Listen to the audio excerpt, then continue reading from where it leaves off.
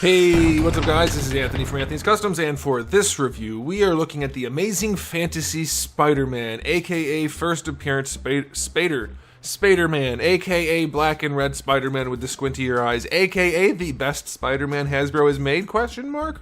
Maybe. A lot of you guys have asked me to review this, so I thought I would. No, I was going to get it anyway and review it. I actually already had it when most of you said, hey, can you review it? I was like, yeah, I already did. I just haven't uploaded it yet.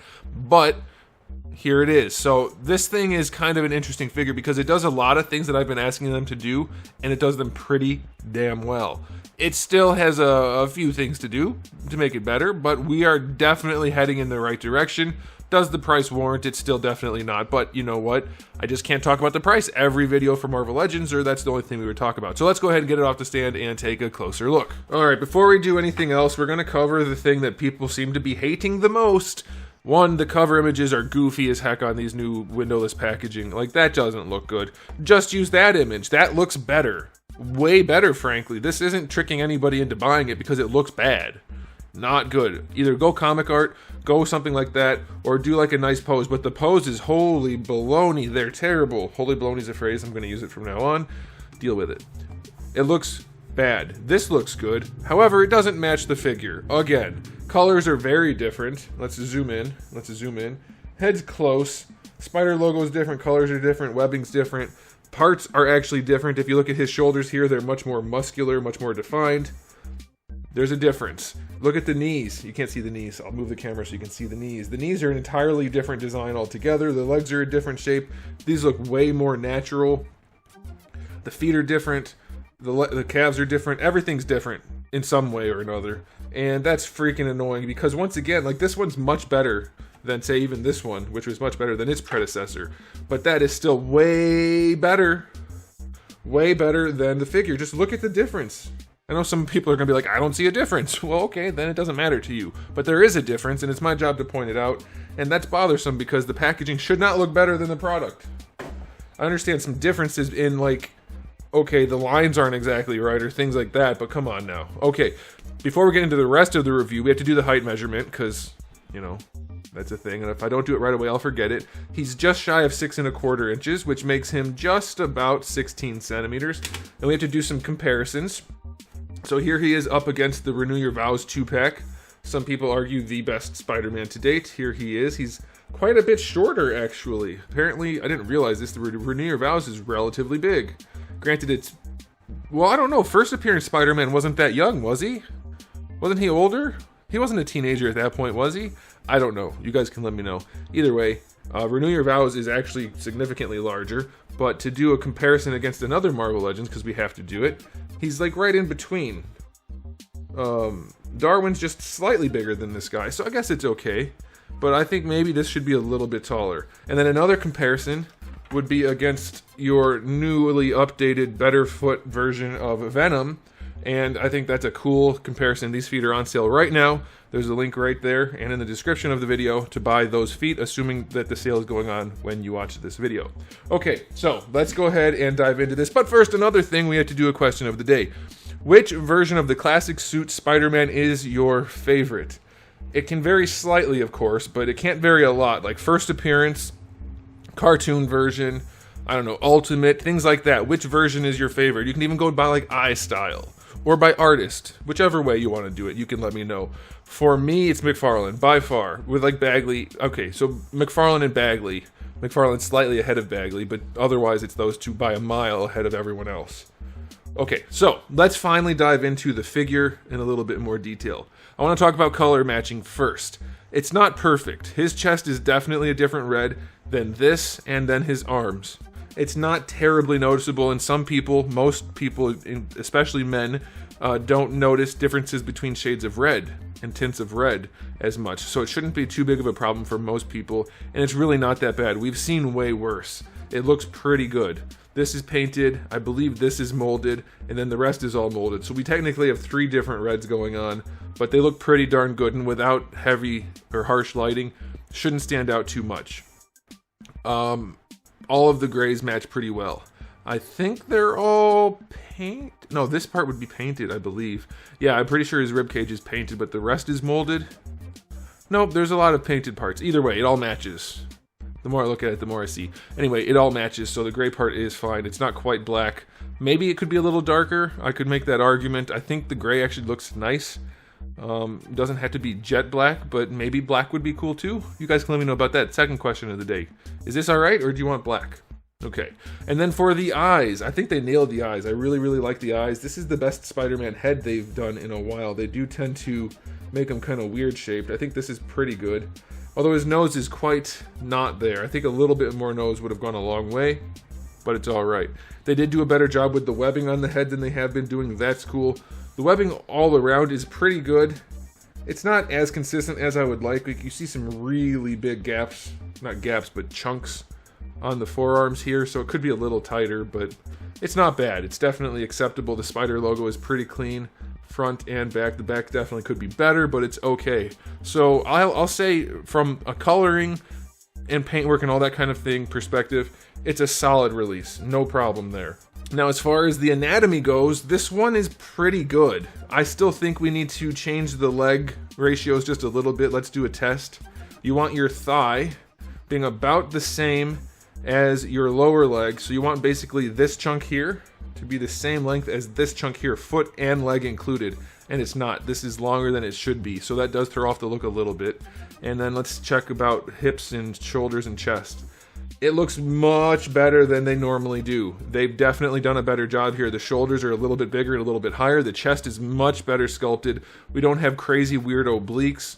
It's looking much better. You could tweak it a little bit, and I might in Photoshop, but it looks much better even than this guy, which already blew the retro Spider-Man out of the water. This one has much better proportioning. It's funny, when I photoshopped this guy, everybody's like, you make him too beefy, too much muscles. I didn't change his muscles. I just fixed his chest and shoulders. I didn't make them bigger. I just relocated them. The only thing I made thicker was the thighs by just a smidge. And everybody's like, he's too muscular. I didn't do that. I just made him comic accurate, which is weird. I mean, as far as shoulder placement, that everybody thinks he's so much muscular when I just move the shoulders. Anyway, this one looks much better. By far the best Hasbro Spider-Man figure to date. By far. Definitely, as far as sculpt goes. We're going to test the articulation out in a minute and see how it pans out, but this one is the winner so far. If you don't mind the black one, the black and red rather than the blue and red, this is the way to go. And I'm guessing we'll see this mold again. Size is somewhat of a concern, but you guys can let me know about that. But yeah, it's much better. Okay, so aesthetically speaking, I'm going to give this for Marvel Legends a 9 out of 10. Change the leg proportions a little bit, and I think you're pretty much there. Like, yeah, I could tweak things on any figure, basically, to make them look a little bit better, but this one's pretty much there. Much better look in the chest. We don't have that weird curvature where this part is sunken in and this part sticks out in the middle. It's much more squared off. Looks so much better. This guy even has the rounding a little bit. You can see there's more of a curve rather than a flat chest. This guy's chest is much flatter. Okay.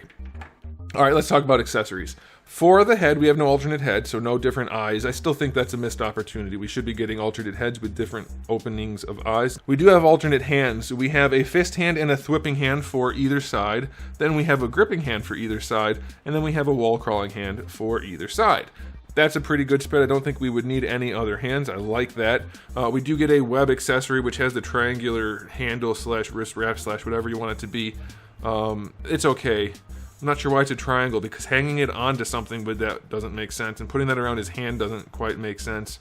None of it really makes sense, but it's there, and it's sculpted well enough. I think a custom one would just be better, and anybody basically can make their own custom webbing with a little black wire and some white paint.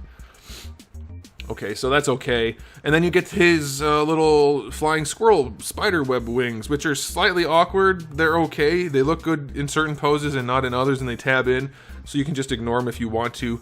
They're okay. I'm not going to say they're good because they're really awkward and weird and really only useful properly in very specific poses. So, again, they're just okay. So, it's not the world's greatest spread of accessories, but the alternate hands are a solid batch. I'll give it a 7 out of 10. I'm not like thrilled about anything here, but it's fine. It's okay. All right, let's talk about the articulation. The most important thing, arguably, about a Spider-Man figure, he doesn't have that goofy ass neck anymore. Instead of trying to make a good double ball peg, which would have been better, this instead is okay. It's a decent hinged ball peg like we see with most Marvel Legends. He can look straight up, basically. So that's going to work for a lot of photography. It does make the neck to head connection a little bit weird, but it's okay. He can look straight down. You can see there's that weird connection again, but again, it's okay. Obviously, side to side is fine. You get some movement on the ball, but not a ton. So it's all right. And then you get these weird notches where, like, that's where the hinge wants to be, or that's where it wants to be, which is not good because you can see the skull is back here. So that's okay for looking up, and then you can bring it forward to the next notch, and he looks down just a little bit. So you're going to want to kind of sit it in the middle of those notches. So that's a little bit annoying, but it's all right. Butterfly joint, let's see if that's any good. It goes forward a decent amount. You're not going to get a ton of utility out of that, so that's kind of like a neutral. Bring it across. It's better than nothing, and it doesn't destroy the sculpt completely, so I'll take it. I think for Spider-Man, that's a fair trade-off. Going back, actually not good. We've seen, like, way better. It has almost no range going back. I don't know how they keep doing bad butterfly joints when they've made so many at this point. And this is a new sculpt. Just make it work.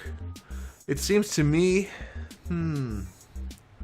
I can't see what it's binding on necessarily. Maybe right here? Maybe right there. It's hard to say. But yeah, the butterfly joint isn't great going back at all, which is a bummer. Shoulder joint, with a little bit of force, you can get it up to horizontal, so that is all right. You're going to get your full rotation. Bicep swivel is fine. Double jointed elbows, no problem at all.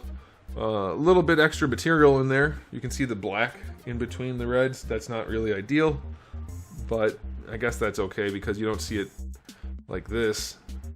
They made the joint huge, which is a reasonable thing to do, but it's just his arm's not thick enough. If it was thicker, it would hide that gap. So they could have added a little bit of extra muscle, but that's fine. Good range. Pinless joints, so you don't have to see any dots. That's good. Wrists have a swivel and a hinge. Everything's fine there. Diaphragm joint on this guy looks nice. It's a much better diaphragm joint. It fits the rib cage much better than some of the other figures we've seen. This one's not terrible, but this one's much nicer. Plus, it doesn't have that triangle shape in the front, so I really, really like that. It goes back a little bit, not a ton. I feel like they definitely could have gotten more range out of that, being such a slender figure. Very little range going back, very little range going forward. Side to side is acceptable, but it's not a lot. And then, of course, you get your rotation. Reverse ab crunch at the bottom, goes back a decent amount. Like, that's going to do the heavy lifting for leaning forward and back for sure. And it looks okay. It's alright on the back too. But he still can't lean that well, especially given the fact that he has two joints in his torso. The leaning's not great. It would be better if they flipped these two things. Ball peg down here, ab crunch up here. Or ball peg here. Actually, double here, single here. Anything basically would have been better than this. This does limit the posability quite a bit, especially since there's no waist twist. Your only twisting happens up here at the rib cage, not down here. So he can't lean at an angle. He can only lean forward and then twist, which is limiting. But it's not bad. It's okay. For the hips, let's see how they did the hips. Did they fix the hips? Are they hinged? They are not hinged. That's a good thing. If they are, they have almost no range. Range out to the side is pretty good. Almost full on splits, but still not there. They could get better. It's easy to make them better. Going forward, they kick high. Yeah, it's like I said, you don't need that hinge. You can kick high without it. That's fine. And if you go out like this and then just rotate the leg around, that'll give you your splits essentially. So you don't ever need that hinged ball peg in there. You get all you need right here. And if they just made this a little bit better, it would be perfect. There's no reason it can't just go out farther. But that's a fine hip. No problems really. Goes back just a touch, but that's alright. Thigh swivel is okay. Double jointed knees. Good knees. I wish the lower legs were a little bit shorter. Upper legs a little bit longer, but still good. Boot swivel is good. It's pretty seamless as far as the sculpt goes, so that's alright. Ankle hinge goes all the way back. It goes all the way forward. Really good range there. And you get... It's decent enough ankle rocker. It's alright. It's a little bit of an angle, but not too much. And so that's fine. yeah, articulation on this guy is solid. It's not absolutely perfect, but it's going to suit most people just fine, and I would definitely argue that this is the best Hasbro Spider-Man. I'll give the articulation rating an 8 out of 10. It's solid, definitely could see some improvements, butterfly joint, neck, torso, things like that, but it is definitely good. So, time for a final verdict. Is this the final Spider-Man sculpt that we need from Hasbro? Other than maybe some height, I think it's pretty solid. It's just about there. I'm sure we'll see more, but I'd rather see them just iterate a little bit on this rather than try to go a whole new route. We've seen them try to go a whole new route, and it was bad. So they had to go a whole new route again. Like, this mold got used a couple of times, and then that's it. It was a waste of money, a waste of budget. They made a brand new thing that was bad. This is a brand new thing that's good, so stick with that. It's very solid. For Marvel Legends, I'm going to give this a 9 out of 10. That does not include the terrible, terrible pricing that we see from Hasbro these days. So do with it what you will as far as if you want to spend the money or not. No Marvel Legends are worth anything more than $25, for sure. Even at $25, it's questionable. But as far as the figures themselves go, this one is at the top of their quality list. It's a solid, solid release. Easily their best Spider-Man in my estimation. So yeah, it's a strong release. There it is, guys. Thanks for watching. If you enjoyed the video, please do give it a thumbs up. If you didn't, give it a thumbs down. And if you haven't subscribed, you should. I have new videos almost every single day and thousands already on the channel. So make sure you come back for all of that. And in the meantime, keep collecting.